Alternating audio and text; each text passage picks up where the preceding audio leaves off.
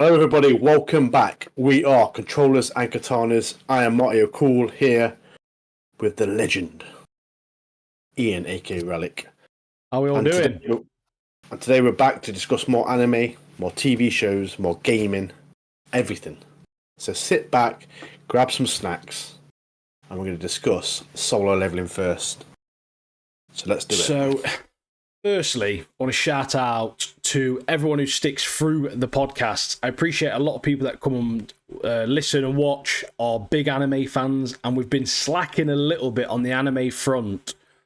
However, don't worry, because things are going to change. We're going to discuss a little bit more later in the podcast towards the end on the plans, because we've only been doing two, Sakamoto and solo leveling, but a lot of you will appreciate there's not much going in terms of new anime at the moment, so it's slim pickings. So solo leveling though, phenomenal, mate. Every single week is top tier. It's up there, mate. It's up there. Top tier, mate. So this is season 2, episode 7, and this one essentially is kicking off as the last one ended, as they typically do, because it always cliffhangers, and essentially it's an elven girl type character in a suit, and she's surrendered straight away. She's scared of him, mate. Scared of him. Yeah, her name's Isil, and basically her family is running that level of the dungeon, or part of the dungeon. Obviously, she sees Jinwoo's strength, and obviously she's like cowering, like all the other enemies, to be fair. But it's that bit with the flying ant. As we keep flipping between Jinwoo and what's cracking off outside the gate, and we've got this this flying ant that came in last episode. This bug murking people off. Obviously, we know it's a bug from Jeju Island, but this one ant has killed out nearly like 300 casualties so far. So it means business, doesn't it? It means business. This ant is terrorising a small island. Like you say, he's murked off everyone pretty much, and like you say, they're flicking back and forth. So you get this small thing with obviously that ant just terrorising, and then you flick back to this girl again, and essentially this she hears a voice too, like we got with Tusk, where Tusk had that little voice and he had the glitch, and essentially her voice is just asking her to protect the place she's in, and that's obviously what she's doing. She's just trying to protect this place, but obviously these little glitches with myself and Martin, we're learning all this for the first time because we've not read the manhwas. We are just focusing on this, and whatever we are getting, the information we're getting, we're learning. So obviously in our heads, we're trying to pick things up. Essentially, obviously, what's been happening and what is going to happen. Obviously, something higher. There's a higher being at play somewhere. There's got to be, because I can't understand why they're almost being controlled. Is there like another Jinwoo, like a stronger guy out there? And maybe it's some mad top level god who's got summons just like Jinwoo, but he's just stronger. That'd be crazy. But obviously we'll learn. We'll find out. Yeah, we'll find out. Also, this episode, like, it really tells us that this anime is set in South Korea. I know many people think it's set in Japan, but it tells you. Because obviously we've got South Korea here in the map. Jeju Island's here. Toshima's here, and then like Japan's down here. So yeah, it is set in South Korea, and obviously as they're discussing the plans to attack Jeju Island, they're obviously concerned about Japan, obviously because that's close by as well, and the threats could go there. So this Chairman Go is obviously getting the team together, telling them what the situation is, and he authorises the 4th raid on Jeju Island, which we've all been looking forward to. Soon. See the other Jeju Island raids, but yeah, Jeju Island's on. It's on. One of the things we learned as well on this, which I liked, was we learned that obviously one flying ant is on par with like an A rank hunter, so you can sort of gauge what sort of strength they're at and how strong they are versus ordinary hunters. So like B ranks are going to struggle, A ranks are even going to struggle, And yeah, they're going to have to just get S ranks. But this it flicks back to Jinwoo, obviously in the tower, in the different floors, and she's gone to show him where the permits are, so he can make it onto the next level and beat obviously the next floors and get to the very top. And he's made a deal with her dad, and essentially it's Jinwoo just grinding the floors to get these floors out of the way, I think, essentially, into it. They're trying to skip this part as much as possible to push the story along to get Jinwoo and obviously the Jeju Island stuff then underway. Yeah. But the way they do it is like just a montage way, in a sense, isn't it? And then you get to the Demon Monarch, which is a Baron, and he's riding Blue Eyes White Dragon from Yu-Gi-Oh, mate. I thought I was sick. I was like, that's actually Blue Eyes White Dragon. I don't care what anyone says. Like, it's when he comes in, like his entrance coming in on that dragon, like breathing fire, lightning. Such a cool animation, such a cool scene, and obviously Jinwoo realizes like this guy's aura, mate. This guy means business. This guy's going to be one of the strongest fights I've had so far. And he puts a good fight, doesn't he? Like it's really well done. It's even the like Tusk, because obviously Baron, he can summon loads of monsters as well. But Tusk and the boys are insane. They're just creating like firewalls. This Baron has some like really insane magic too, like creating lightning attacks. Like visually, all of his attacks, all the attacks happening really. Certainly the magic attacks in this show, they're so visually pleasing. They're so well done, very well edited and very well animated. And it just leaves you wanting more every single time. And it goes by like that so quick. Every episode just blitzes. This is the only anime I've ever watched where you probably want it to be like an extra 15 minutes long. Because usually you get enough content out of like an episode, whereas this you're always left wanting more and more. I did like the bit as well in this episode. Like obviously, the summons that Jinwoo's got, they're leveling up as well. So we have Icarus, who's now an elite. So he's ranked up to be an elite knight rank. So which is likened to an S rank. So and then Tank, I was obviously gone up to another rank as well. He's out an A rank. So an S rank having these kind of summons. Unreal. Jinwoo's it's OP. OP. Yeah, unreal. This is like I said. This is first proper test that we've really seen. Obviously, forget about the first season and obviously all of that and his reawakening and all that sort of stuff. This is his, since obviously Jinwoo's become the Jinwoo, the big bad, like sick as anything bloke. This is his first proper test we've seen, and Tusk with that artifact is insane. And even he's like, yeah, it's probably a bit too strong, you know. Like I've probably made him a bit too strong. This Tusk, he's a bit of a beast. Manages to cut the dragon's head clean off. I thought that was so sick. That was. Yeah, because the first thing Jim wants to do is obviously ground Baron, because obviously he's flying around, causing havoc, and he's like, right, I need to bring this guy down. So obviously Tusk uses magic to repel the attacks of Baron, and in all the smoke and all the distraction, Jinwoo slices the dragon's head off, bringing him down to the ground, mate, which is I thought was very good. Very, very good. But then you get back to the ants. Now, obviously, they've sent out this sort of like, looks like not like a plea, is it? But like they've sent out obviously a request to Japan, and they want Japan's help. Can you help us? Obviously, it's in between our countries, and it's going to affect both of us because obviously they can already get to us. If they manage to get over to us, then they're going to just start decimating like the world. We're done for. That's it. We are murked for good. Japan Legends agreed to send them 10 S ranks to help. That's big news, man. But it's the guy from the Hunters Association in Japan, that Goto Ryoji, or whatever his name is. Now that guy is definitely a samurai. He's going to be in one of my top 3 characters in this show. I'll tell you that now, just by looking at him straight away. I was literally saying, I was like, this guy's going to be big, mate. And obviously his plan is their plan is with Jeju Island is the Japanese hunters will draw out all the ants, and then another team's going to go in and like kill the queen. Basically, that's the plan. Obviously, we know it's not going to go quite so easy. No, obviously we don't know what's going to happen, but yeah, that's the kind of quick description of the plan, what they've got ready. So yes, it'll be nice to see some other S ranks, some new characters being introduced as well, seeing what their abilities are like. and see what they're all about. So that'll be interesting. But that 1v1 Baron Jinwoo parts of that fight were amazing. As expected, incredibly well animated, but Jinwoo obviously managed to use one of his strength attacks and ripped the guy's arms clean off and then blew his head off. It was so barbaric. It was so good. Absolutely loved it. Is it called like Ruler's Hand or something? That's what it calls it. It's something like that, yeah. Where he just does like a new uppercut, mate, and just the guy's that explodes, mate. He hits him under the chin, doesn't he? You just see like his face like crumpling, mate. So good.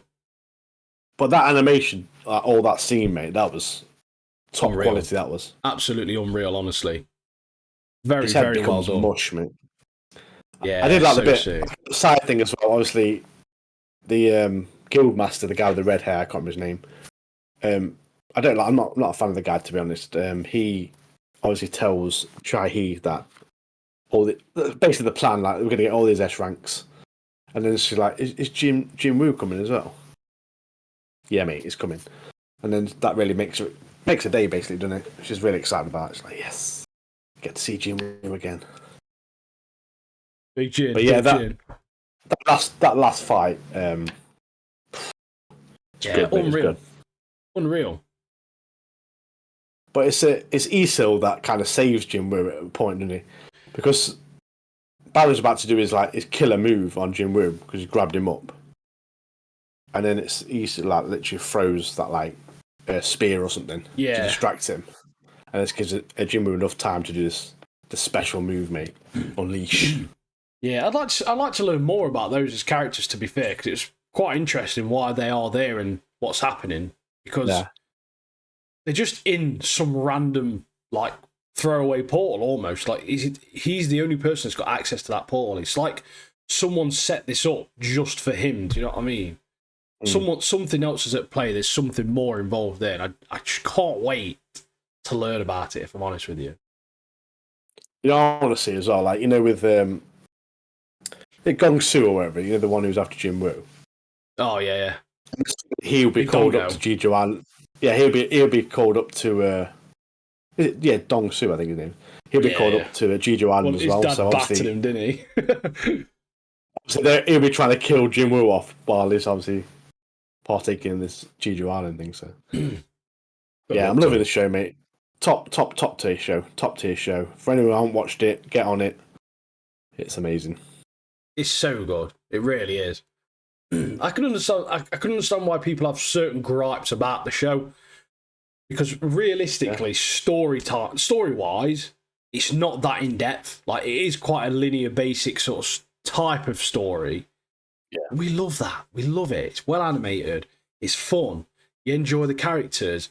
The certainly for people like us who love RPGs, it's made for us. That show is made for us. It really is. I'm seeing the benefits of obviously in games when you're leveling your character up. You see him getting stronger. You see him getting these new abilities. This is what this is like. We're seeing Jinwoo unlocking all these new abilities, seeing these new moves, getting these new weapons, and it brings us great joy to see this. It certainly does. Speaking of great joy, Sakamoto Days Ep7. We've got another episode here. Dead random. Sakamoto Days. Honestly, this show, the ratings are never through the roof, and I can understand it in some sense. I love it. It's so fun. Every time I watch this, I have a good time. I'm not bored. It's so goofy in some parts, but then again, the animation's great and the fight scenes are fantastic, and it's just a really fun watch. I think a really fun watch. How many episodes is this season? Is it 12? Or was it 11? I have no idea, to be honest with you. Yeah, you talk about it, I'll find out. So it starts off, Taro and his wife are at their daughter's school, Hannah. A school visit. Something's cracking off in the class, like a parents' evening, kind of. They go in to see how the kids are doing at school and stuff. So Lou and Shin are left running the shop. They have this massive argument of who's in charge, basically. Shin gets called a pervert by Lou because she's always reading people's minds. And then Lou starts throwing these all this kind of food out, eggs, meat buns, everything she can get her hands on, throwing him. And she tells him that she's uncomfortable around him because she can read minds. Obviously, big falling out, Shin leaves. We have this group of people come in, full of lab coats, full masks, get up. The stuff you needed when COVID was around, the stuff you needed, mate. We need that in full force, and we never would have got COVID. But yeah, so they're looking for Shin, and obviously Lou is wearing Shin's name badge. So they kidnap her, don't they? They kidnap her randomly, I don't know. And the boss of this group of lab coats is adamant that this is Shin, even though it's a woman. So dumb as well. I love all the other workers are like, no, are you sure you got the right person? Are you sure you've got the right person? Because that's a woman. It's like, of course I have. Look at the name badge. The boss guy, I can't remember his name. It's like Mr. Takamoto or something. I can't remember his name. But he is so funny, mate, in this episode. I love that guy. He was so stupid. But yeah, we learn a little bit as well, don't we? Why Shin's got powers, how Shin has powers. It's basically just an experiment. They've experimented on certain humans and tried to give them powers and supernatural, blah blah, whatever, and it's worked on him. So Shin and Sakamoto are on it though, aren't they? So Tara's fat face is rippling in the wind on that motorbike as they're just thrashing down this motorway. And then we get introduced here to a character called Seba, I think his name was. He is cool, he is. He's cool. And yeah, I find him very interesting. He's someone who can go invisible, and he works for some assassins who have taken over the lab that's obviously giving Shin his powers. So this entire episode is like almost like a Shin going back to his... It's like in... what's that show called? Stranger Things, when Eleven's going back, like to her where she grew up, sort of thing. It's sort of like a parody version of that almost, to the sense, isn't it? But you get so many funny moments. So it's just essentially them chasing after the van with the Lou in it to try and get her back. But yeah, it's just throughout, it's just really funny. So they've still taken Lou. They know Shin's there, but because they didn't want to go back empty-handed because they'll get beat up, they've just taken her anyway. But naturally, after some cool-ass stuff happens, you get these really, really goofy moments. So the lab's underground, and it's a front of like a science museum. Tara and Shin are just wearing dinosaur head costume things and getting photos like you're doing your tourist in like a National History Museum or whatever. It's just proper dumb, mate. I love it. I like the bit as well in the van. Like, they're all chatting about Shin. They're like, oh, he must be a right loser. Like, he must have no friends because he can read people's minds and stuff. What a lonely guy, what a creepy guy, whatever. And then Lou just like drop kicks the boss guy, isn't it? It's from the car. Double puts him on. Proper drop kicks in the back, mate. It ruins him. That's based on her own guilt, though, isn't it? Because earlier on in the show, she's basically saying the same stuff. So same stuff. Yeah. She gets this little bit of a development where she gets a realization where maybe I was actually a bit horrible. Like she starts feeling a bit guilty about it.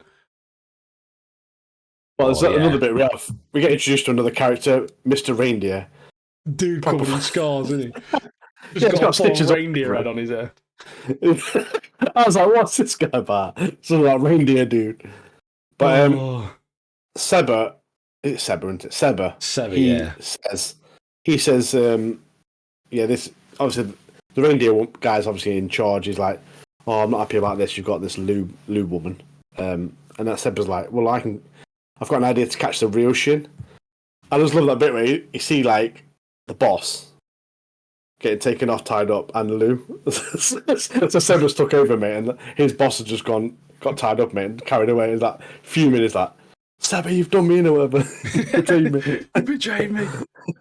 He's funny though. Yeah, because that's Seba though. He was like, yeah, so I did tell him it went in, but he didn't listen. He thought we'd bring it back, and like proper grasses him up, doesn't he? Proper grasses him up. Yeah, and I love it though.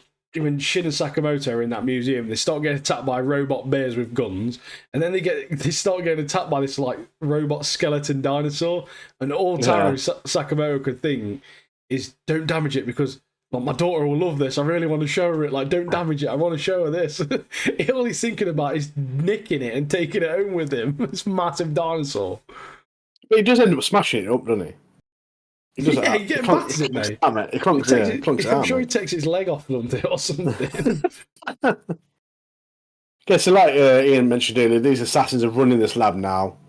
Obviously, the good guys that Shin knows back in the day, obviously they're weirdos, but they're like good guys. They've obviously they're working for these assassins. Literally took over, and they're kind of working for them.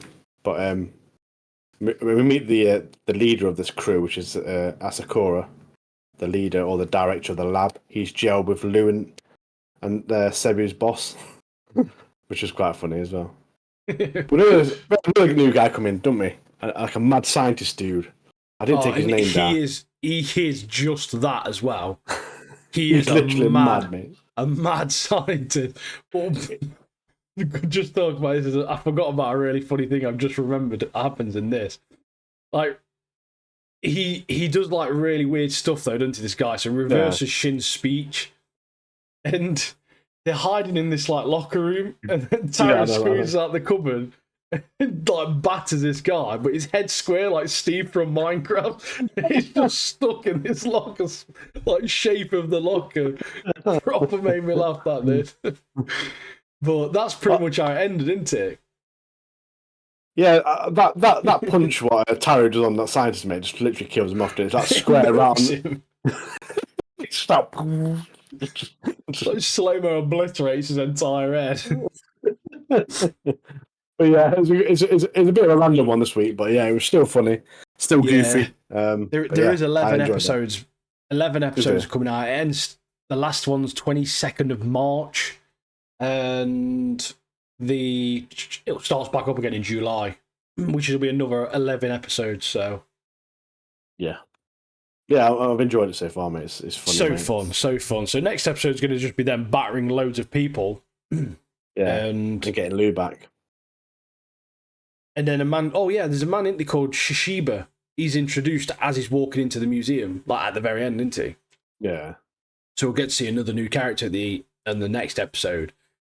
But yeah. They're not shy of introducing new characters, are they? They've introduced quite a few. Yeah, I just hope I hope they're recurring. Because Mashimoto, or whatever his name was, who's played by, obviously, Miguel from Cobra Kai. I'd like to see more of him because he's hilarious, he is.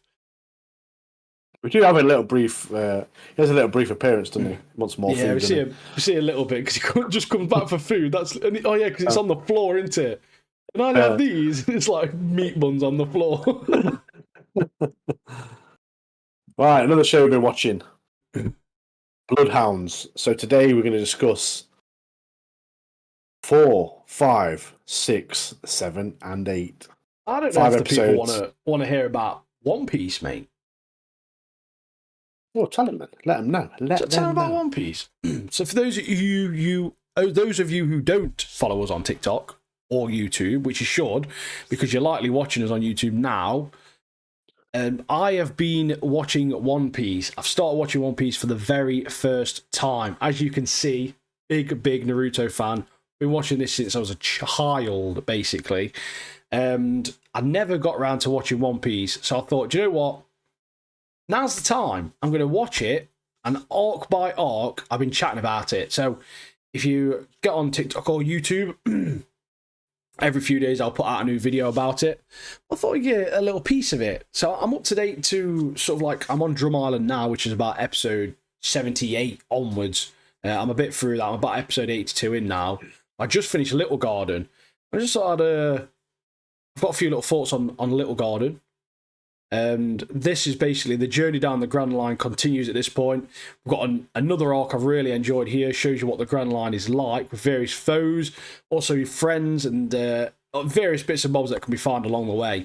But the entire part of Little Garden is you go to this island called Little Garden, and there's 2 giants on there. And their giants are just cool. They're just sick. They're just really nice guys. But the pacing was great for the most part of this one. All the major plot points sort of seemed evenly spread out. There weren't sort of any parts where you're thinking, oh, come on, hurry up, what's happening? Nothing's leaving you bored. Zoro and Sanji's little contest to find. They try and find like a really big animal, or in this case, there's dinosaurs on the island. So they try and find the biggest dinosaur to take back to eat. So they've got this competition of finding that. But they did a great job of making me want to punch one of the villains, Mr. Free. Every scene he was in, he was so annoying. So, but some of my favourite moments, Zoro trying to cut his own feet off to escape. That literally had me laughing. And then he was laughing at Vivi and Nami, who were also stuck because they weren't in a cool pose. Because he was like, I'm going to die, I might as well die in a cool pose. And then Sanji was absent for pretty much the entire arc. Just decides to get off of the boat, answers a random phone call with Mr. O, who's from the Baroque, the guys, sort of like he's their leader. And Usopp thinking of the rope plan to free them all. And that was clutch. So big props to Usopp, legend. Then Zoro coming out with the flaming swords. That was also wicked. Everyone knows how much I love a sword. So Zoro, naturally, favourite character. Cool guy. And the ending of this arc is great. The Straw Hats getting sent off by the Giants. And then them destroying their weapons after what was a decade-long, 100-year battle between each other. And just to help them out.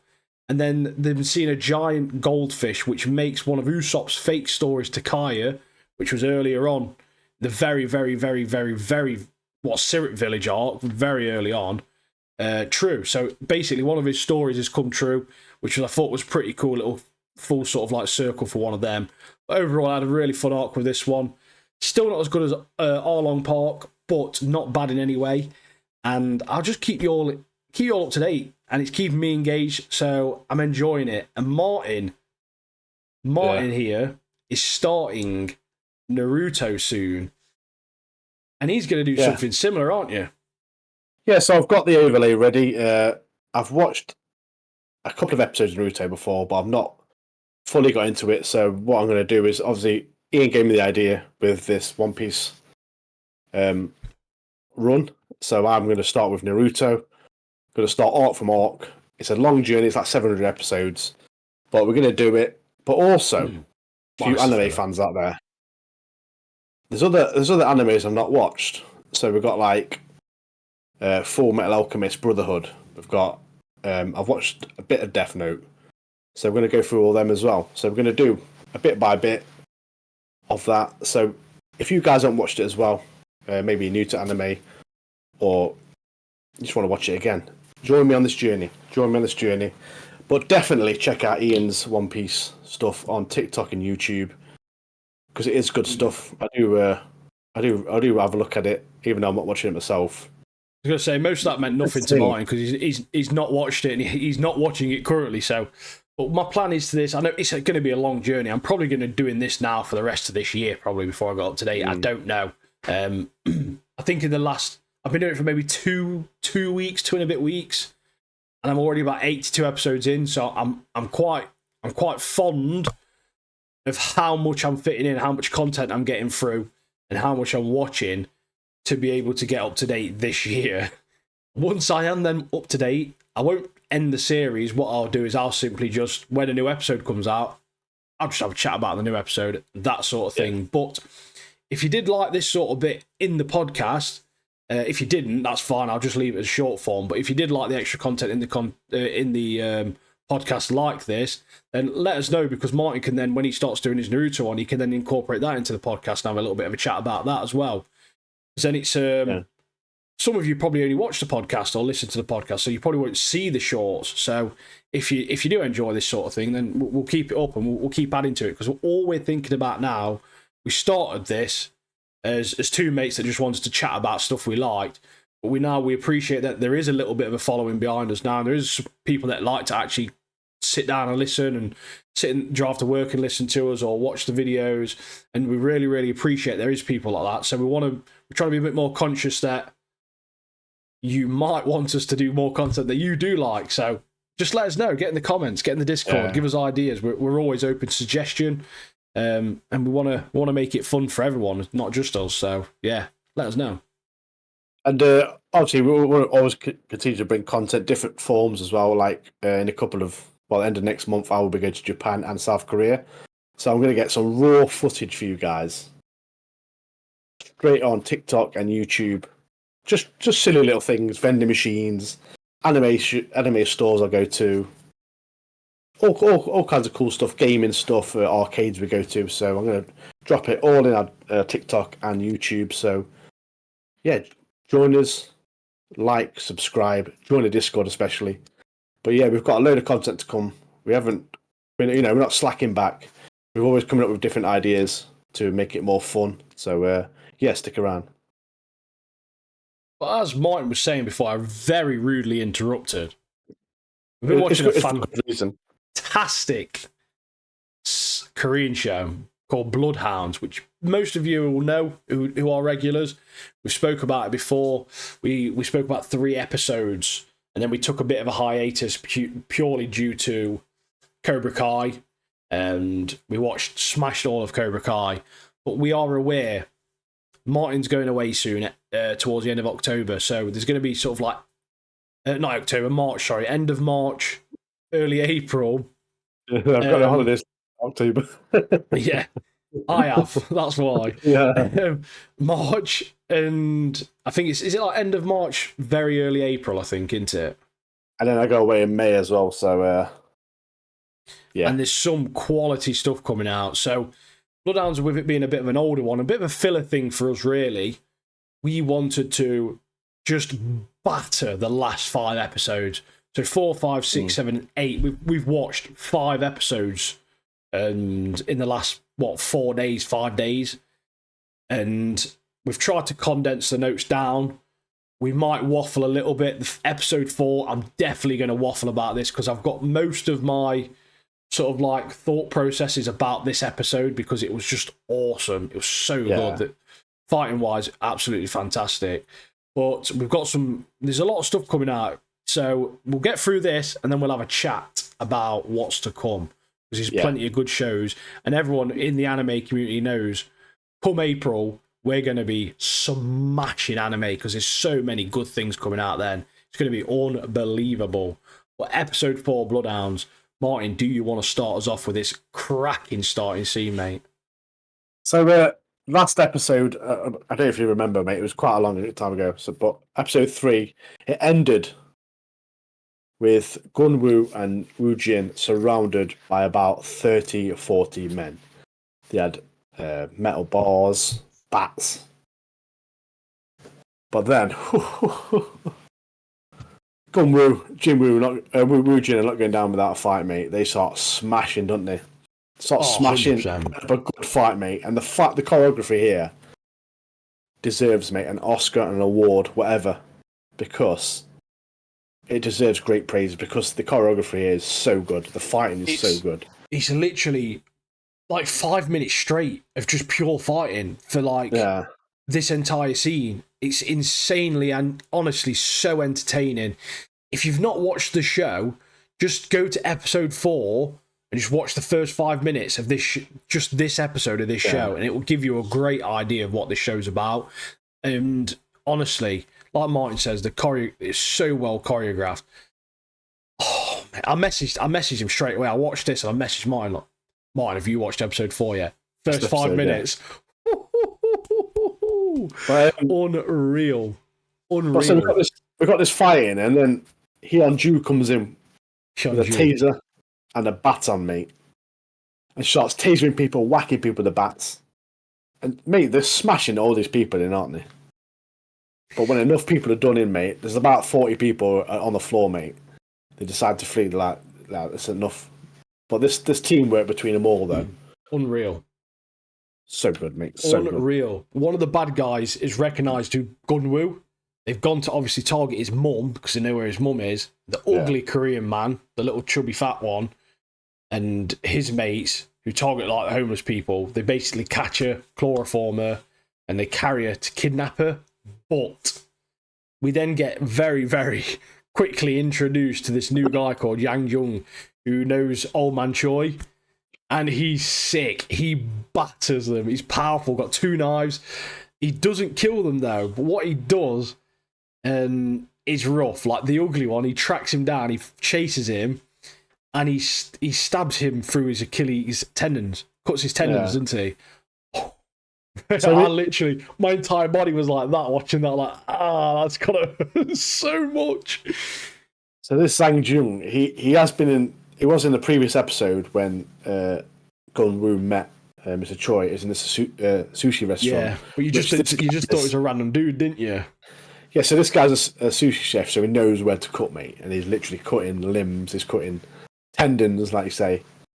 But this guy, when he came into it, I was like, who is this? He's so sick, he is. Because he had a mask on when he first walked in. It's that bit where, the chubby guy, the leader of this homeless scam, the ugly one. He's running off, and he just stabs him in the back, and he like falls to the floor, and he just drags him into that nearby alley, and does his bits, mate. But he is deadly. Yeah, it's so sick. And then we get led on to this. We get like so much backstory here of Choi's knife men, which he's one of, and how they were mostly just murked off, but they couldn't do the two best, which he is one of them. Yang Jung, he is one of the best ones. So they managed to murk off 4 out of the 6, but they just couldn't get the last 2. Too good, mate. Too good. You know, a bit I loved about this as well. It's when Mr. Kim, obviously the bad guy, the knobhead, he goes to the hospital, and all his men are like lined up each side, all like murked off, mate. It's all like battered, aren't they? It's all the people from the subway, isn't it? They're all got like drips as well. They're all drips like. They're all drips and all monged out, mate, because all been battered, mate. I was looking for, mate. They are. From laughing mid off. Anyway, Mr. Kim, he gets a description of the man who did it. He's got a sashimi knife, which is a sushi knife. And then obviously he knows who it is. He knows, he's like, yeah, I know who that is. This has got interesting now. Yeah. One of the things that made me laugh, there's a part where Gun-Woo and Woo Jin, Gun-Woo's mum's made them food, but they both literally eat like anime characters. They eat dead fast, like stuff in the face. It's like, it's like, why are they eating like that? It's just so comedic. I just thought it was random. They've had this like 5, 10, 15 minute scrap fighting for the life. The mum's been kidnapped, and they sat there like just stuff in the face from like rice and food and that. I like a bit as well. There was that meal, don't they? And I love like Woo Jin's reaction. He's like clapping here, like really excited when he sees the food coming. And he murks off his rolled omelettes, mate, straight away. Boom, boom, boom, boom, boom. The knife guys, they really respect Gun-Woo and Woo Jin as well. Obviously, one of them went down there, didn't he? The second guy, and he saw the aftermath. He was like, "No, these guys, honestly, they can fight. Like, trust me, we can trust them." But yeah, you get this sequence then where Choi's like, "I don't really want to," and they're like, "No, honestly, get these involved. They're sick. Trust me." Yeah. So the of Gu-won, Woo Jin, and Hyunju, they basically get given the task to move Choi's cash to get it out of, obviously, where is it now? It's in like a bookstore or something, into out of the bookstore. In the bookstore, yeah. And then move it out because they know where the bookstore is and they're aware of it. So them three basically go there, start piling the money, and get jumped, don't they? Yeah, so I can't remember the guy's name. You're the guy with the glasses. The annoying guy. So he tells Mr. Kim, he goes, yeah, it's the people from the bookstore. So obviously that Inbom guy and the other He's dude. such a troll in the Inbom. Jang Do, they get sent to the bookstore to watch it. Obviously they come in to get the money, and obviously they make the move. But this bit where Gun-Woo and Woo Jin have got a fight Inbom. Again, it's like you've got this such a fantastic fight scene. Then you get this nice bit of backstory. You get introduced to, obviously, a character we've seen, but you really get introduced to what he's like and who he is. Yeah. And then you get this little like part where they make a little bit of planning, and then you've got another fight sequence with 2 of them against Inbom. Such a great team. Inbom's like a gorilla, isn't he, mate? Inbom's a troll. He's a literal troll, isn't he? And he's just like clubbing people with his fist, mate. Like, boom, boom, boom, boom. He's got no technique. He's just an absolute troll, isn't he? But the proper like both battering him, and then Inbom gets mad when he gets a spade, mate. He nearly murks off Woo Jin. Oh, yeah. And then Gun-Woo comes behind him and smacks him in the ear hole, doesn't he? Whack! Bursted eardrum. Cuffs him right now, mate. Or Hyunju, sorry. She then manages to get away because she's putting up a great fight. She is as well because she's in like a little 1v1. But I'd be making sure these people are dead. Like, they would not be going out alive. I'll tell you that for free. And I understand why they're not doing it, because obviously they don't want to be bad people, and they're not. Gunwoo's such a nice guy. Woojin's obviously a great friend, and I really do understand it, but I'm just saying, in my position, I'd have strangled him with my handcuffs, mate, if I was Hyunju. He'd have been done instantly. Gunwoo saving Woojin from beyond, legendary, and he was going to kill him, I think. He got stopped. Woojin stopped him, like he pushed him just past his line. And I understand, like I say, but if my family is being threatened by criminals like that, I'm not holding back. They're done. Like, they are done. R.I.P. The spade's there as well, mate. Just fucking Book do the old the job, funeral. Bury him as well. Book that funeral. So at least get Choi's men to finish him off. Like, look, we've got two of them tied up here. Can you come and murk them off? Knife blows. Done. Or ale. But this episode doesn't stop there, mate. It has more to come. So we have this car chase now. So Jang Do's been told by Mr. Kim, like that Jang Do guy who got battered by the woman, he's murked me. He's done for. It's been hit on the head with a baton, mate. His teeth are falling out. And he's like, yeah, I'm going to go to A&E. And Mr. Kim's like, no, you're not. You're going to get back in there. I'm going to send a load more men. You've got to see it through. What are you doing? Yeah. And the guy's like, I'm dying. Get back in there, mate. These two cars pull up. Gunwoo and the rest of them are flying off in this car. And then this episode has a great car chase now. But yeah, it's the amount of money in this van now, mate. R.I.P. to that Mustang as well. Yeah. R.I.P. That car though, fucking took some damage, didn't it? It took some damage and it was smashing the attackers off. Powerful car. But yeah, that entire scene, obviously, they're being chased through this like tunnel, aren't they? They managed to knock a couple of the cars, flip them, spin them, getting away, and they've got to ditch the Mustang. So they've got these bags. Most of the stuff's in Gunwoo's car, in the van or the pickup, or I think it was a van, wasn't it? But it's like a van, And the obviously with it being a Mustang, there's not exactly much storage in it. So you've got Woojin and Hyunju. They've got two big bags each. They've got some bags each, and they get out the Mustang and they start running. One thing I questioned here: why did Gunwoo just not reverse up to him? It would have saved a lot of trouble, mate. Just reverse up, mate. You're in the car. Why are you getting out? You just reverse it. Like, you just reverse it to all of them as well, like in GT, mate. It's like, just reverse it. Let them two get in with the bags, and then just get gone. Because that big van thing was flipped sideways, so the cars couldn't get past it properly anyway.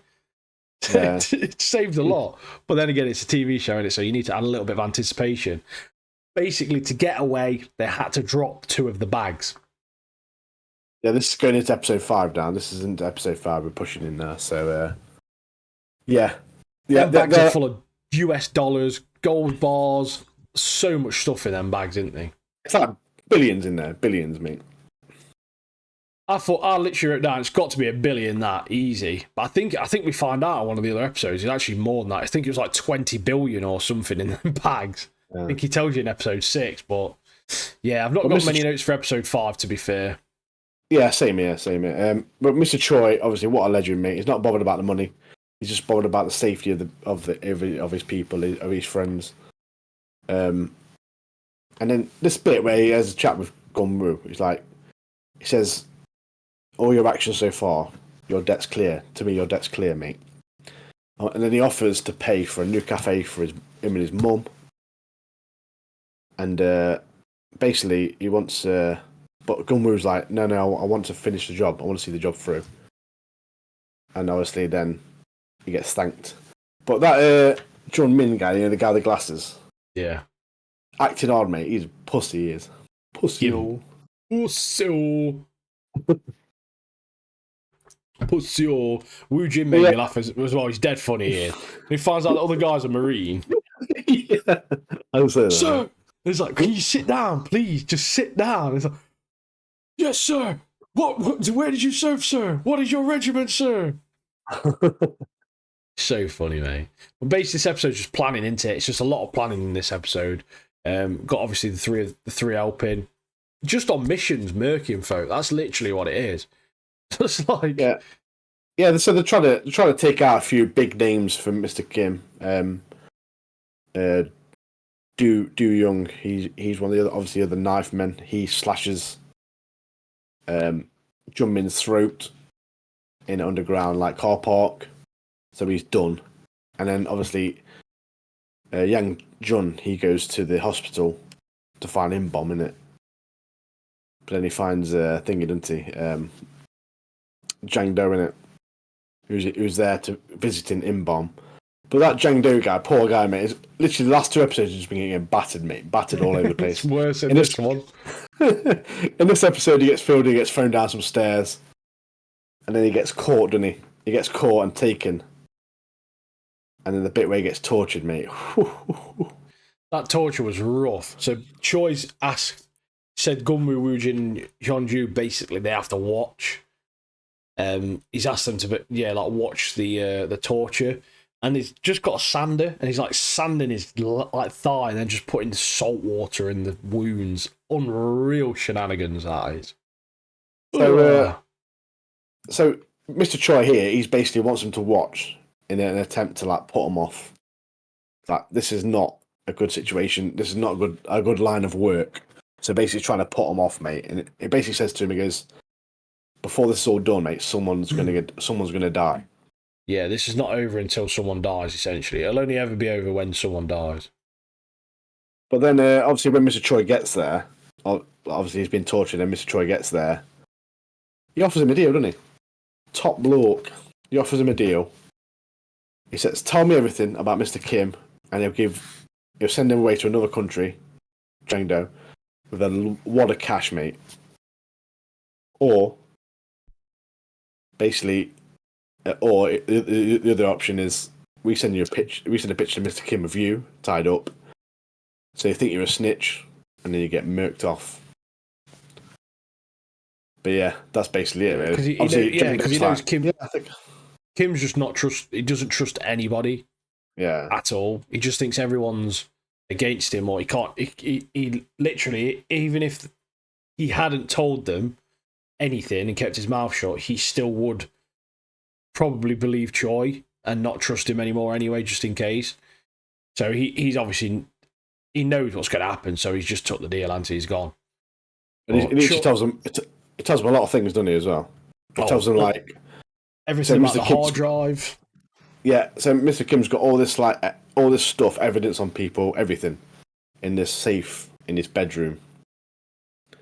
And then obviously he finds out that Mr. Kim's got this new MMA fighter on his team, who's kind of like his guard dog. And then we also find out that Mr. Kim and Im-Bong, they met in prison, so Im-Bong's the only person that Mr. Kim trusts. So to get the information of where Mr. Kim's gold bars are and all this information, Im-Bong's the man. They need to start interrogating him. Need to get him, don't they? That's the plan. We'll lean on to episode 6. That's when we find out he lost 20 billy from those bags. 20 billion, mate. Loads of money. But Choi wants to give the three of them money to travel the world after it obviously all happens. Everything's gone through. They're going to get some dollar. So they're going to be... Big flexing. Yeah, big flexing. Can't help but think at this point, this is what my note put, someone is going to get murked. That was my thought of this. Everything's gone way too smooth up until episode 6. And this is where it all goes tits up. It's just that bit, the bit where the whole gang's together, they're laughing, they're drinking, they're having a proper good bonding session, whiskey's flowing. We have this soft piano music playing in the background, and this is the bit, someone is going to get calm before the storm. Something's going to happen, and it is not going to be pretty, and it's not going to be fun. And it definitely isn't fun for what we're about to tell you. Yeah, but the backstory, we've got some backstory here, don't we? It was with Choi giving loans out interest free to help sick families, and then being approached. The families were being then approached by Kim, who worked for Choi at the time, and forcing money from them to make extra. And Choi didn't know anything about it, so essentially he was using Choi's name and influence to get all of these things out to help these families, and then just exploiting them. And then we find out that's why Hyunju's dad, but essentially murked himself off because of Kim. Kim, Choi helped out Hyunju's dad with medical bills for her, I think, actually, wasn't it? But yes, we have some really powerful scenes here, don't we, as well? Like the bit where Mr. Choi has another conversation with Gunwoo. Proper like emotional conversation. Mr. Choi's like, obviously going with what you said, the backstory, he feels dead bad. He's like, yeah, I was the guy who kind of trained Mr. Kim up. And then Gunwoo's like, reminds Mr. Choi that of all the good stuff he's done, and that he's like a kind and loving person. Mr. Choi offers Gunwoo a private gym for himself and a restaurant on the ground floor for his mum as a thanks. I mean, Mr. Choi is a top bloke. Such a good guy.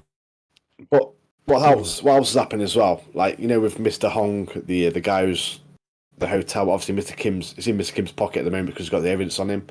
Mr. Kim uses his cousin, the police officer, to track the bikes from the previous attack to find out where these people are, basically, isn't it? Where find some information of where the targets are. Yeah. And then we have that. You tell him. Well, I've got a couple of bits here. The apartment scene, isn't it? One of the things before that, Kim's got like this little team of modern day ninjas. That little scene where he's at that MMA type looking gym, I thought that was proper sick, you know? I thought that scene was sick. So basically, they get to these motorbikes. They find obviously the lead on the motorbikes, like Martin says. They get there and they've seen a picture now of Do Young and his wife at the site. And that's the site where they sanded the guy's legs. Idiot's left a copy of his ID with his address and that on, hasn't he? Not looking good. Meet me here. 30 men deep rolled up to his flat. Just him and his wife in. But his wife's pregnant, heavily pregnant.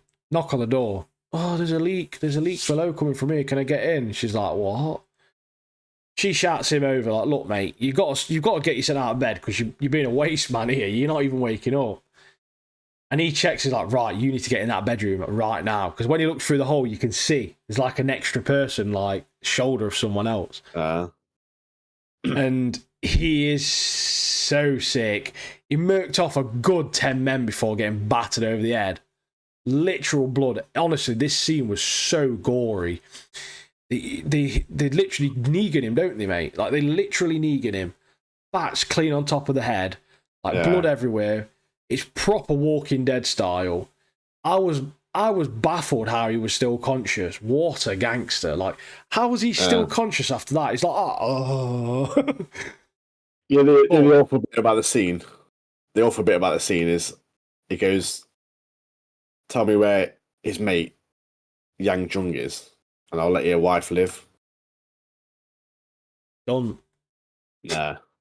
Does not. He's killed them all, mate. So not only has he grassed everybody up, he's not saved anybody in doing so. So he's literally ratted his mate Yang Jung out. In that situation, you'd have to say something because in a hope that he doesn't. There could be a chance. Yeah, there could be a chance. Yeah, but I see where it's coming from. But yeah, it's this show's way of just showing you that, like, it doesn't matter. Like, it's just wasted. Like, your attempt at saving, it's like Kim's way, because he's such a psycho. It's his way of the power. He's thinking, I've made you do what I want. I'm not going to give you anything in return. Like, just because he's such a little rat, mate. He's a little cheat. Little fucking cheat, mate. Got blades in his feet. Mr. Kim, horrible knob. Obviously, because he killed a pregnant wife. A pregnant woman and his kid. So rough. Fucking awful, man. So rough. But then he's gone to visit our man Yang Jung in his restaurant. But as I say, Kim's a little cheat. He's got blades in his feet. He's got stab-proof vest because he knows he's rubbish. He just knows it. But he just takes some damage, doesn't he? Takes some damage. This bloke gets the world's biggest sushi knife out. It's like something like Yakuza, mate. It's freaking mad. It's mental. It's like an 11-foot long Sephiroth sword, mate. Like, it's barbaric, bro. It's not on the bottom shelf, isn't it? It's on the bottom shelf, like near someone's foot or whatever. It's like, pulls his big sword out, just stabbing him. But unfortunately, at this point, Kim wins. He goes there over prepared. He comes out on top, which he shouldn't have, but he does. And then we've got both the men. They're both the knife men are done now. Can't believe they're letting this little ratty snake get this many wins. I was fuming, mate. I was absolutely fuming. And then they've got a choice spot. wait. Let's calm down a bit. So, people are getting murked off here. We knew it was going to happen. We had the soft piano music. We knew it was coming, mate. And now it gets even more. Like, as you're watching it, you're like, yeah, some people are getting murked off, but two of the characters that we're enjoying, the two knife blokes, done in, mate. Like, within the same episode, I was like, this is mad. But then it gets even worse. It's even worse. I was going to describe it right now. Because I've got millions of notes on this, but Ian's... They've rolled up Choi's spot moment. Now. He's given Choi's address out, the hiding spot, knows where they are. There's at least 25 of them. It's only Choi and Woo Jin that are in. Gunwoo and Hyunju have taken Gunwoo's mum to the orphanage. She's going to stay there. And so they're not there. It's Woo Jin, he was that battered. He's woke up dead late. Choi's just knocking it back because he's disabled, isn't he? So, look at him. He's honestly, it's so stupid. He needs the gun he's got is rubbish for starters. Needs a turret in place easily. I hate to be that guy. He needs something better than that. So these men they've stormed the castle. They've stormed the castle. Got Woo Jin giving it everything he can upstairs against these 25 geezers. They've managed to get downstairs. He's got 5 bullets in his gun. Somehow managed to shoot 7 bullets. Must have an extended mag. Don't know what happened there. Counting every single shot. Definitely 7 shots in that gun. I was like, respect to Choi, magic bullets or something. I don't know what this geezer's doing. It did reload, didn't it? It did reload. After. He fills it in, shoots 7 bullets, and then starts putting more bullets in it. I was like, that's way more than 5 shots. I rewinded it and counted the bullets. I was like, that's 7. Like, what's happened, man? To be fair to Woo Jin, he does put up a good fight against Woo Jin is so sick in this part. And then my next note, if Woo Jin is actually dead, I'm not watching anymore. Completely uncalled for. Show ruined. That's literally what I'm put in that bit. But Choi is old, he's decrepit, like not ideal at all. But he ends up they kill him. He gets murked off. Yeah, so Woo Jin has to fight the MMA god dog. I've got his name written down in another episode, but so he has to fight him. This MMA guy's a beast, isn't he? He's a beast. Yeah. Basically stabs him up, stabs Woo Jin up, and then obviously M-Bomb's there as well. He gets hold of Mr. Choi, does a fucking backbreaker, mate, ruins him, and then it's Mr. Kim who comes in and does the job, doesn't he? Finishes it off. Slices him. Comes at the end. Very, very sad moment. Do not get me wrong. It's just at this point, my head, Woo Jin, full of life, hilarious, doesn't deserve to be gone. Gunwoo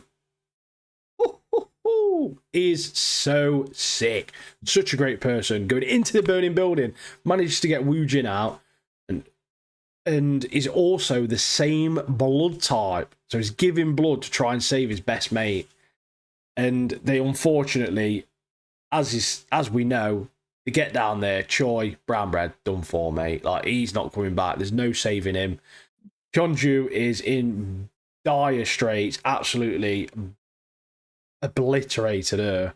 And the thing is, like, yeah, with the scene as well, like, obviously, Mr. Choi went to get a pistol out the safe.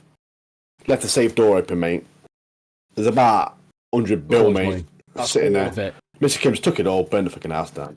All of the money's gone. House is on fire.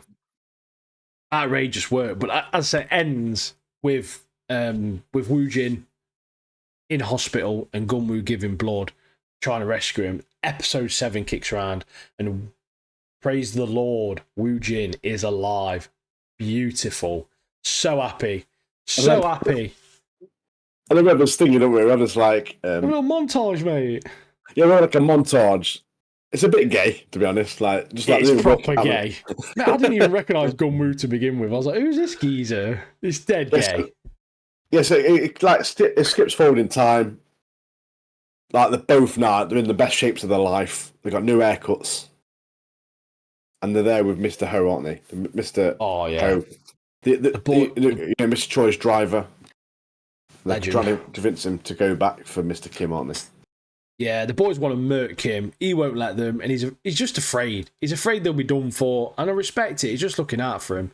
At this point, with this little time skip we get, I mean, it's a few months, I think, into it. Like 8 months or something like that. Yeah, I think it said, I can't remember if it did or not. But Hyunju, obviously, with everything that's happened, all of that stuff that's happened with Choi, and she's gone to Rome and left Mr. O a letter, and he's had a change of heart, and the boys are back at it. Yes, mate. In my head, I'm like, the boys are back in town, the boys are back in town. So Mr. Choi, before he got backbreaking and murked off, he spoke to Gunwoo and he's basically telling him how to take down a big organisation. Basically, all the people that Mr. Kim have ripped off and done over, basically, Gunwoo and Woo Jin are to go to them, get their backup, get them as allies, and then take out this big organisation, which is Smile Capital. But when they go back to Seoul and Mr. Ho's granddaughter, mate, top She's tier 6 character, years. right? She's so 6 years. Basically, they get there straight away. It's like she points to like a chest of drawers thing, which got all like loads of tape all over it. It's like, if you go in there, I'm going to call the cops or whatever. And it's like, what's in there? Oh, my underwear. It's like, we're not like that. We're not like that. We're not like that. It sounds so funny that straight away. One instruction. But yeah, they're obviously trying to get all, like you say, all these other loan sharks. Kim and Smart Capital have wronged. It's when they get to that ugly one who steals IDs again. Spock two of the mates out, don't they? And they questioned him. And the Gunwoo's just being so polite. He's like, oh, but he's clearly over 40. He's my superior. And he's like, I'm 31.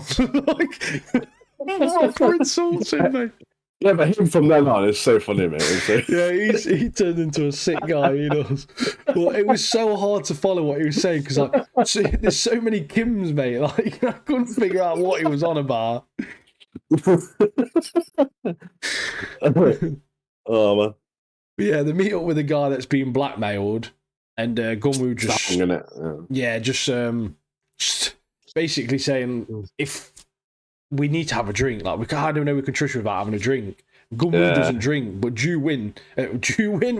Woo Jin, I think I've had a drink. Woo Jin, he's with obviously all these damage, he had to have like his liver sort of like removed or something, or transplant or something, so he can't drink alcohol. So Gunwoo's like, well, we need this information. I'm going to have to. And he just starts drinking half pints of whiskey at a time. Like, I was thinking, you can tell this guy's never drunk alcohol. But it doesn't even affect him. He's an absolute tank. They've done 3 bottles. The other 2 are smashed out of their heads. The one that being blackmailed's crying his eyes out, telling Gunwoo how he has hemorrhoids. It's just mad. Like, I don't know what's happening. But then, essentially, they wake up at their house, at his apartment, and they're like, what are you two doing here? So you told us to come over for more drinks. Not even got a hangover. So we have a scene as well, like, that they plan now to use, can't remember his name now. It's Mr. Hong's cousin, who's a police officer, to use his team to gain access to Mr. Kim's phone at this like meeting of to sign the contract for the hotel and the casino and stuff.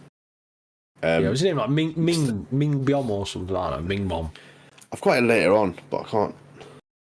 Is it like? Yeah, it's like Anyway, so basically they're going to set up this meeting to sign this contract, but using the Wi-Fi, they're going to try and get access to the safe on Mr. Kim's phone,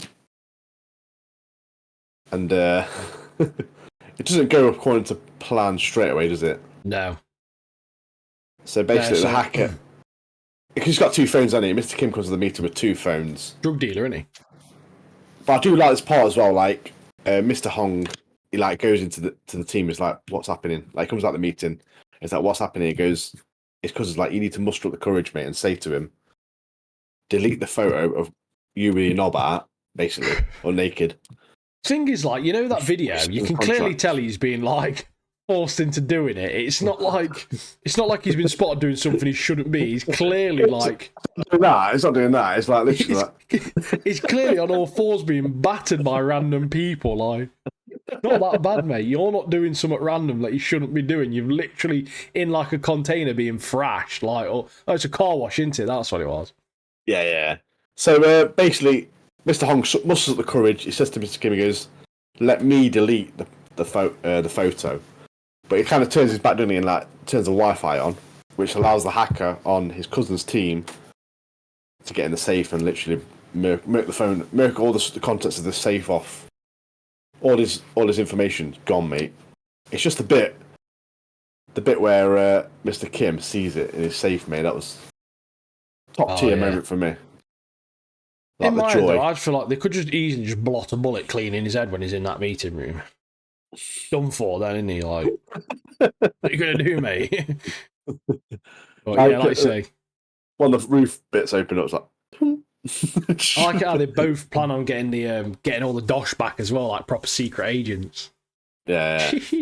Kim is fuming, like proper fuming, because he goes back to his apartment like buzzing, like I've made this big plan. Anyone smell burning? Find out his hard drives have been done in.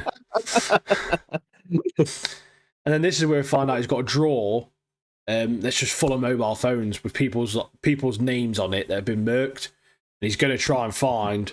In my head, at this point, I was thinking he's either going to try and find Mr. O or Hyunju, one of those two, and see what happens. And he's essentially trying to find Mr. O. And then we get led on to. I don't know if anything else happens really on that. I think that's the last part, isn't it, where he gets the phones and that name comes up. Then it leads us on to the final episode, episode 8.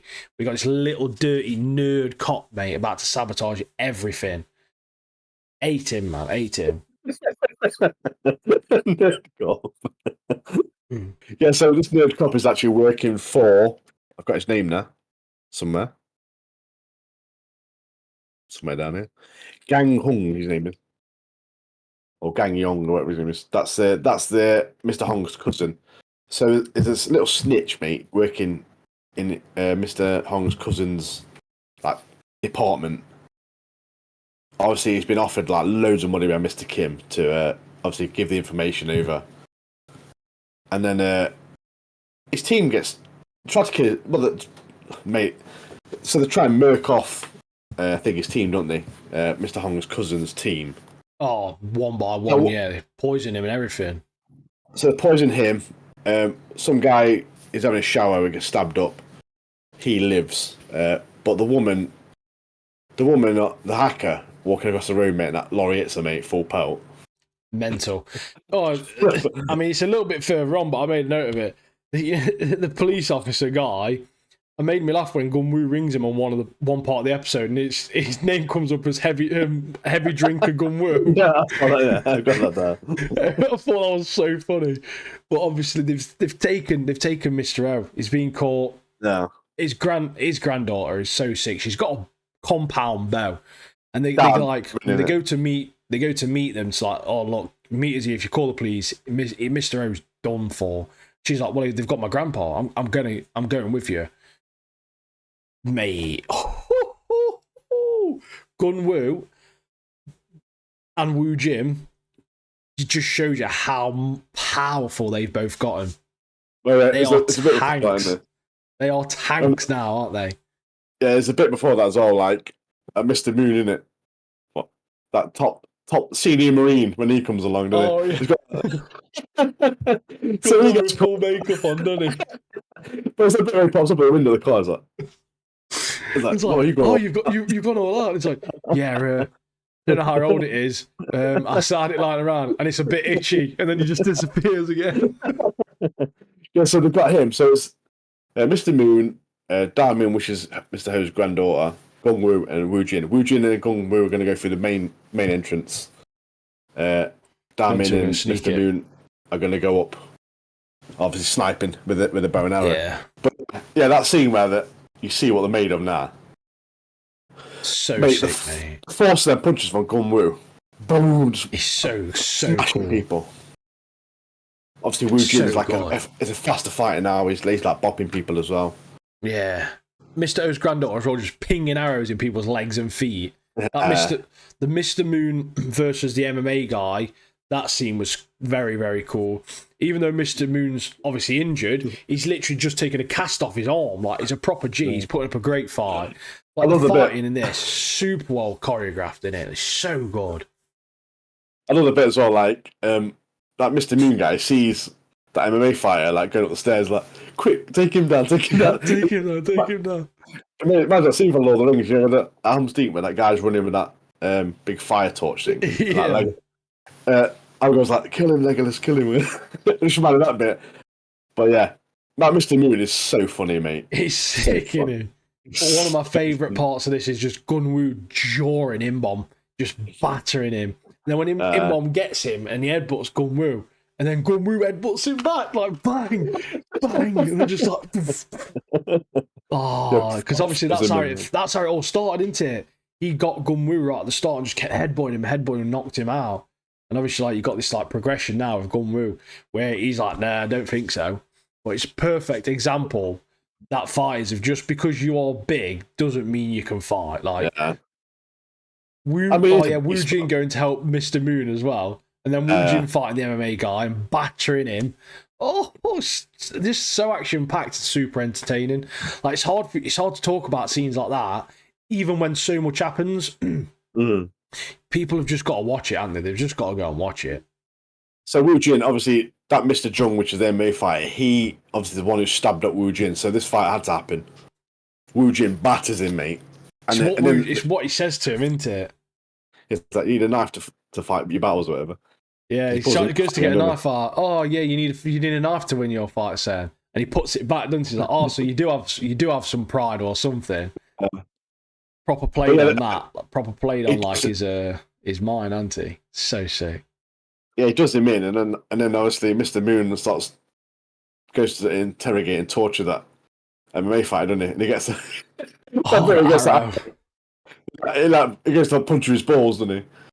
And obviously that makes the guy spill the beans, mate. He's like, yeah, he's here, whatever. Like, so I've just spilled the beans of the location of all the information on Mr. Kim and where he's took the old dude. So then they take them both. They've got Imbom, who's literally like thrashed. And then you've got the MMA dude. One takes one, the other takes the other. So Mr. Moon's taken Imbom, and Wu Jin and Gunwoo have got the MMA guy to go to this fish farm. And then obviously that's when they phone the police. And that's where he's like heavy drinking Gunwoo on his phone. So they get to this farm scene where Wu Jin grabs the guy's head. I've gone a bit too far there, actually. That's the second part. But they get there and there's no one there, is there? Yeah. Because that ratty little nerd cop,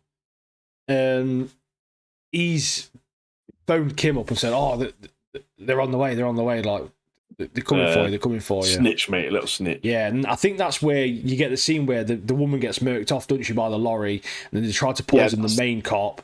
Yeah. But he's managed to get into that supermarket, put all that salt in his mouth and spewed all the poison up, so he's all right. There's the guy obviously in the shower, bit gay, but it's happened. Yeah, he's all right though. He's survived. Yeah. I'm pretty sure the woman got hit by a lorry. Apparently she's in a coma. Apparently, I'm pretty sure I heard that. I don't know how, mate. It's probably just like body parts in their coma. Like, just put a brain in a jar. But like on Futurama, it's just a head, mate. The second part where they go to the fish farm is the bit he was on about earlier. Yeah, the next fish And farm. great fighting scene again. I liked my favourite part was where Wu Jin grabs that guy's head in a fishing net and starts pulling him around. That's what I like Walking Dead, isn't it? Like a He's zombie. like, Like, whoa, whoa. Also, why do none of them just simply have a gun? Like, none of them just have any gun at all, do they? It all been resolved with just a gun. Like, I sound American, I know, but... So it ends with, like, obviously the same as Mr. Ho.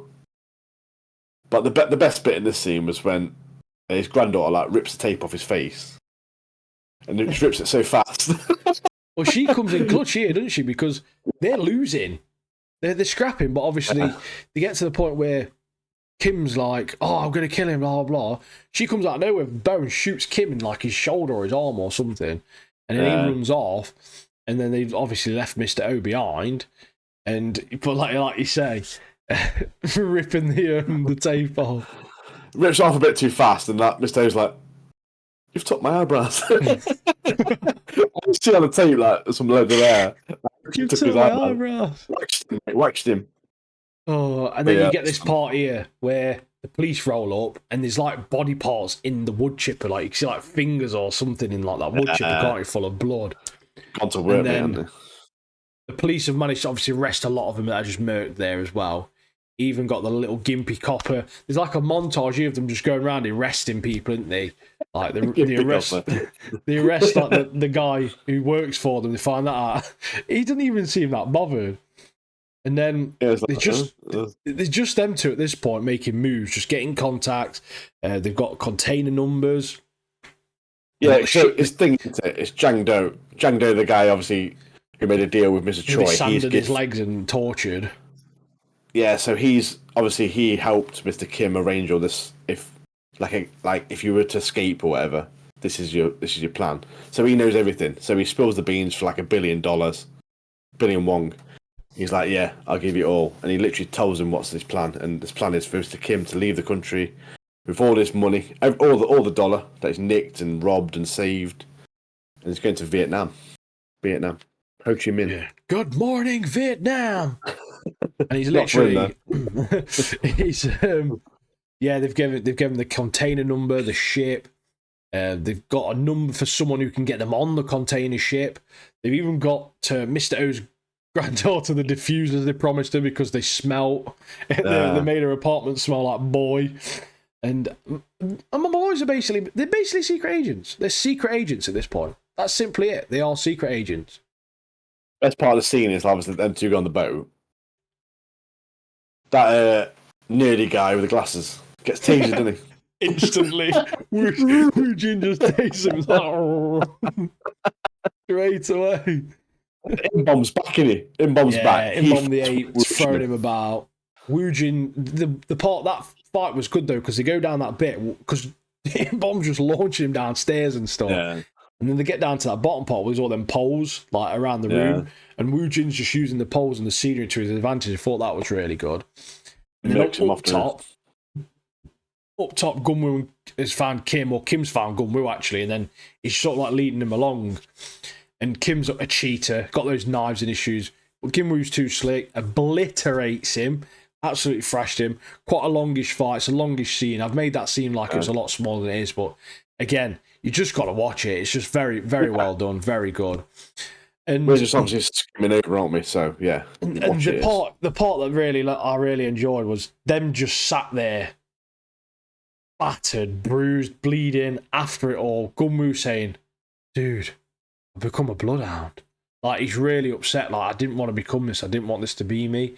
And then Wu Jin's giving them that like a proper speech. Like you've got the heart of a boxer. Best mates for life, they are. Best mates for life. Like, such a good little scene that was. And obviously, good news, obviously, with all the emotion and the bad news we had in the previous episodes. Good news is, obviously, they've got all of Mr. Kim's money. All of that dollar. And they're going to use it to good causes. They're going to give it to all these homes and stuff, that the wishes of Mr. Choi. Yeah, they get picked up on that yacht, don't they? Yeah. And then they got like 2 bars each, which is worth like 500 million won. So they got like a million each for all their hard work. And that bit where Gunwoo and Wu Jin visits his mum at the orphanage, mate. Happy scenes right there. Good yeah, ending. like them agreeing to use all that money to help people in need who can't afford like medical bills, like you say. Yeah. Get a billy each reward.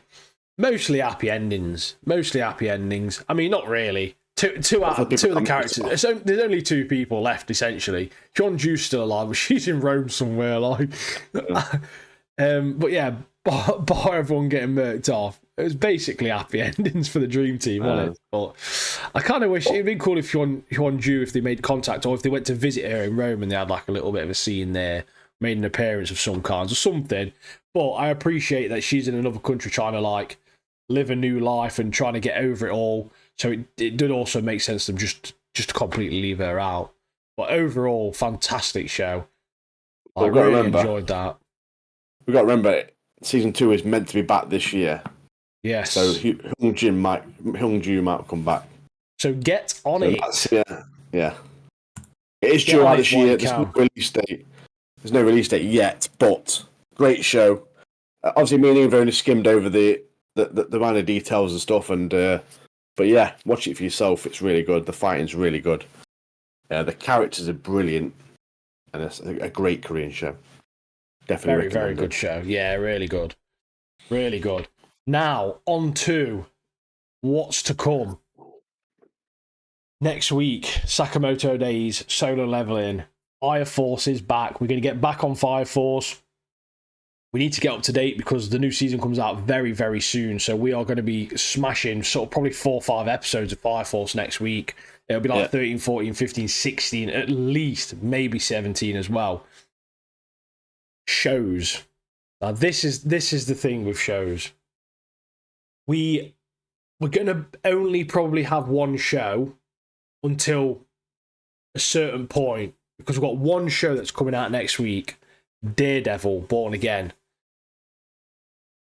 That's going to be that show's going to be phenomenal. It's going to be phenomenal. I just know it. I can feel it. So we will be discussing that. But that will be the only show I think we'll be discussing until Andor. Likely Andor comes out. Or when's Last of Us come out? Is it May? Is it June or May? Last of Us Season 2 comes out April the 13th. Wow. So we'll get to a point where we'll have Daredevil, The Last of Us, and Andor Season 2 probably talking about, because I think Andor comes out the 22nd. So we'll have 3 shows on the go. However, April's going to be big, very, very big. We've got this, I mean, let's have a look how many anime coming out. Off the top of my head now, I can think of maybe 4, maybe more, that are coming out just in seasonal anime, spring 2025. I mean, we're looking at Fire Force. We're looking at Windbreaker Season 2. There's one called Lazarus that looks pretty good, but we probably won't end up picking it up. I don't know.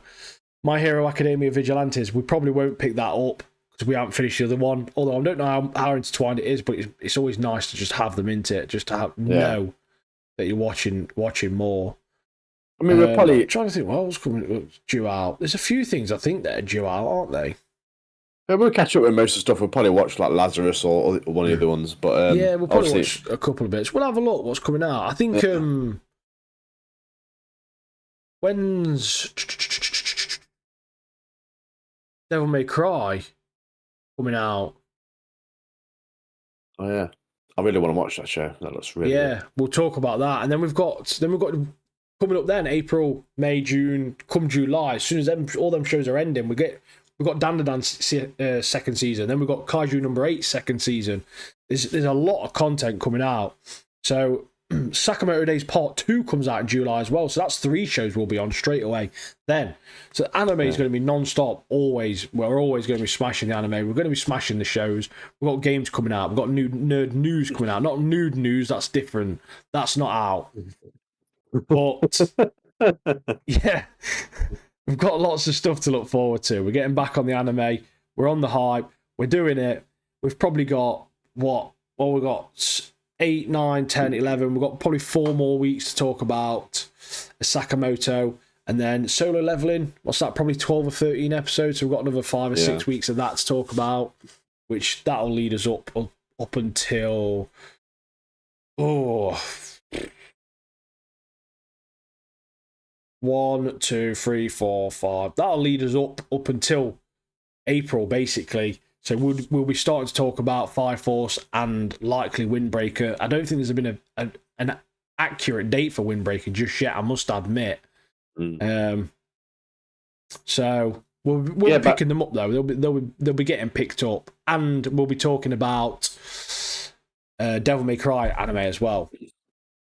Yeah, like I was saying, like last couple of weeks we've been watching obviously these shows, and obviously we haven't been talking much about anime. We've obviously 2 shows, but coming up, mate, we've got an avalanche of anime shows. So yeah, stick around. Yeah, Devil May Cry April. So we'll have like 4 anime to watch in April. So the content's coming. The content's coming. Yeah, we'll have plenty to talk about. Obviously, with Martin being his way as well, we'll have probably a bit to catch up on when he comes back. So that first episode back, when Martin's back, will be jam-packed. Smashing it. Yeah, jam-packed, full of just goodness, just great stuff. So yes, again, as always, appreciate you being here. Yeah, it's been good, man. It's been good. But do watch Bloodhounds on Netflix. Yeah. Worth a watch. Get on Bloodhounds. Like Mike said, the new season's coming out this year, apparently. We don't know when, but just this year. So it's worth getting on that now whilst you can. Fantastic show, great acting, great choreographed. Just the Koreans do it well. They always do it really well, to be fair. I think they're quite underrated in that respect. But we just appreciate your support. Get on the TikTok, subscribe on YouTube, drop us a comment, a like. Even just click the little share button. You don't have to share it. Just click the button and copy the link. That helps more than people know and probably think. And get in the Discord. We have got merch if you really want to, but just get in the Discord. Just a like, a comment, and just a little bit of a chit chat. That's all we ask for. So yeah, just get to know the community and stuff, innit? Try and build a community of anime, gaming fans, TV shows, all that good stuff. So yeah, join us. Bit of a geek retreat, shall we say? Do you know what I mean? You can escape from reality in our Discord and have a chat with like-minded individuals. But like we mentioned earlier, we've got loads of anime stuff coming out. We're going to be watching. Obviously, Ian's watching One Piece, and we're going to start watching Naruto. So yeah, big shows, goated shows, I'd say. So goated shows. Join us for it and come and enjoy our journey with us. Peace and prosperity, and also Godspeed. Godspeed. Right. Again, appreciate you. Have a great weekend, and we love you. Bye bye.